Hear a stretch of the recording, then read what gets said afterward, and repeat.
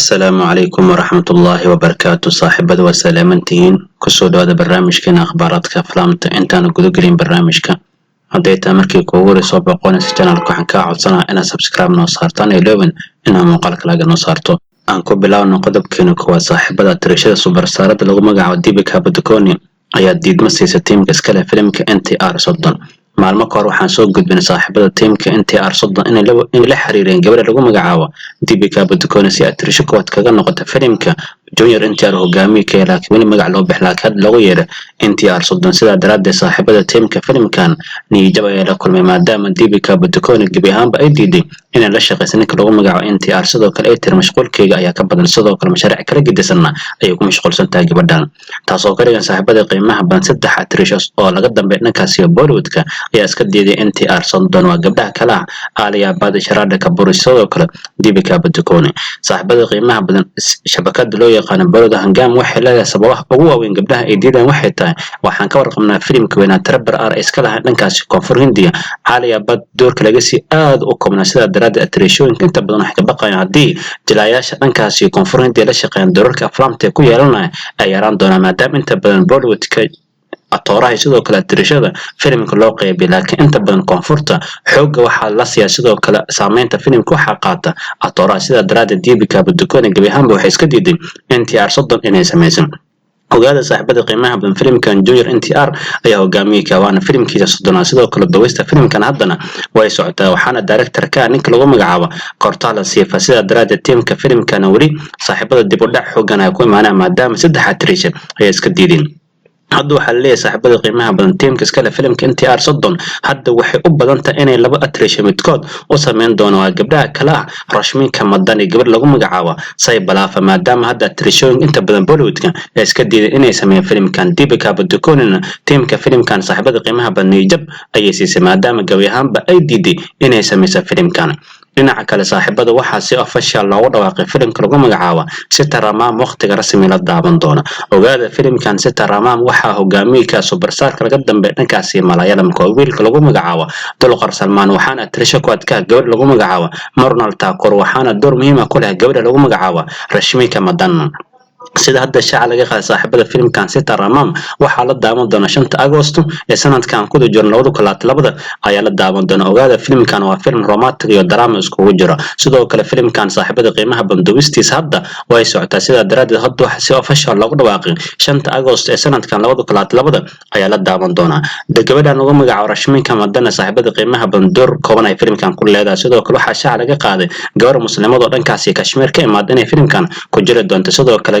maalmo ka hor waxa laga soo bandhigay kaarto ayad oo gaar ah sidoo kale gabadhan waa gabadh xijaaban hadda hortiina ka muuqato ogaada filimkan Sita Ramam waxa shaaca laga qaaday luqadaha ugu caansan dhankaasi koonfur Hindiya ayaa lagu daawan doonaa luqadaha kale ah Telugu Tamil iyo Malayalam ayaa lagu daawan doonaa sida hadda shaaca laga qaaday sida daraaddeed haddaba official filimka Sita Ramam 5 Agoosto ee sanadka 2022 ayaa la daawan doonaa ka warqabna saaxiibada qiimaha badan filimka weyn lagu magacaabo Volvolya 2 hadda tiyaatarada ayuu galgalay sidoo kale filimkan wuxuu noqday super hit hadda sida daraaddeed waxa la director-ka lagu magacaabo Anis Basmi wuxuu qorsheenayaa filimkan Volvolya 3 inuu sameeyo qayb saddexaad oo sameeyo sidoo kale taxanaan hore oo sii wada ogaada taxanaan sanadkii 2007 ay soo bilowday xanna hogaamiyalkan qaybta koowaad Akshay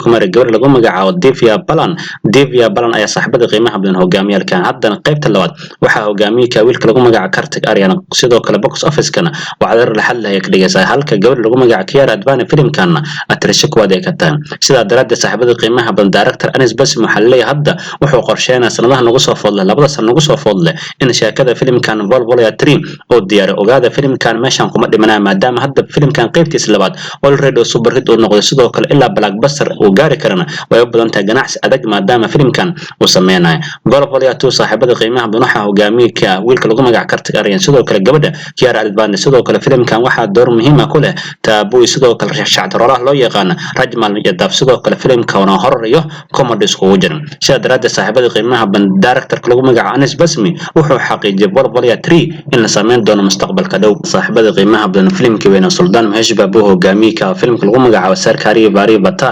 filimkan wuxuu dhameeyay wax loo yaqaan 2 week ama 2 usbuuc tiyaatar saaran oo dhameeyay isla fiirin doona filimkan ganacsigiisa guud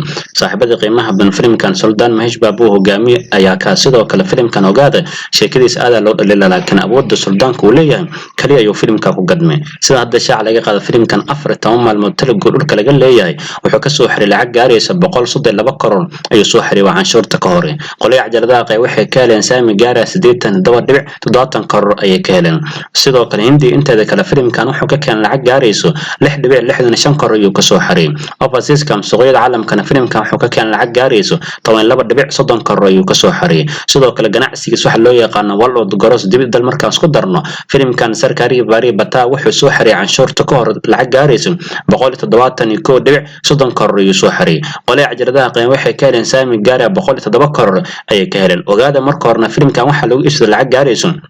120 karoor ayaa lagu iibsaday soo hadda meesha noqdo waxa laga rabaa inuu dib u soo lacag gaarayso 121 karoor darajadaasna waxay kaga dhimantaa lacag gaarayso 14 karoor markuu dib u soo celiyo ayuu noqon doona wax loo yaqaan kalin hidama hid nadiif ayuu noqon doona laakiin filimkan already shaqadiisa waa job dhan maadaama saaxiibada qiimaha ban 95% oo lacagtiis dib u soo celiyo hadda darajahaana waa above average sida daraaddeed filimkan Mahesh Babu awoodiisa kaliya ayuu ku badbaaday dhinaca kale saaxiibadan soo qaadana maanta oo kale aflaamta caan kala daawaday maanta oo kale la daado filimka aad loo jecel yahay filimka lagu magacaabo Fannaa waana filimka ay kaajal ku soo rogaalcisay muddo 5 sano ka badan shaashada ka maqneen filimkan Fannaa saaxiibada qiimaha badan waxa la daawaday 26 May 2006 ayaa la daawaday hogaamiyaasha filimkan oo American kaajal iyo Rishi Kapoor geeriyo taabuna door ay ku leedahay filimkan waxa producer ka ahaa ninka lagu magacaabo Tia Jabra oo madax u ah shirkadda Yashraaj Films saaxiibada qiimaha badan filimkan Fannaa waxa la saaray tiyaatar gaaraya 650 shilin ayaa laga daawaday waxa loo qoray miisaanad gaarayso 30 karoor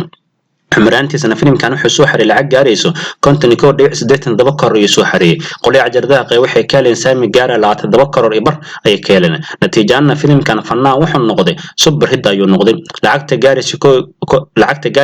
51.87 karoor hadii sicirka maanta lagu jaangooyay waxay u dhigantaa lacag gaaraysa 134 karoor ay u dhigantaa ogaada filimkan Fannaa waxa tigid goos oo shaleemad ka daaw sida hadda diiwaan gashan dad gaaray 13,947 qof ayaa tigid goos oo shaleemad ka daawatay sidoo kale filimkan Fannaa natiijana wuxuu noqday super hit ayuu noqday sidoo kale filimkan waa mid kamid bandhigyasha loogu jecel yahay ay sameeyaan American iyo kaajal maadaama filimkan heesa classic u sidoo kale filimkan fariintiisana inna bacda meehin wad kuma santeen saaxiibada daawasha adaateen muuqaal kan halkaas inoo dhan barnaamijkan akhbaraadka aflaamta roorka ugu dambeeyay haday taa markii kuugu soo boqon channelka waxaan ka codsanaa inaad subscribe noo saarto sidoo kale allow inaad muuqaalka laga noo saarto document saaxiibada hor noola jooga muuqaalka share saaxiibo wanaagsan adigoo kale channelka ugu soo biraan sidoo kale yaa allow saaxiibada qiimaha badan in muuqaalka la gaar maadaama muuqaalku kala badan yahay oo ka dad gaaris badan yahay sida daraadid muuqaalkan soo YouTube dad badan u gaarsiin waxa idin ka codsanaa muuqaalkan hala la gaar la saaro intaan barnaamijkan barnaamij lamid ku kulmayno sidaas yaa maana Allah salaamu alaykum warahmatullahi ta'ala wa barakatuh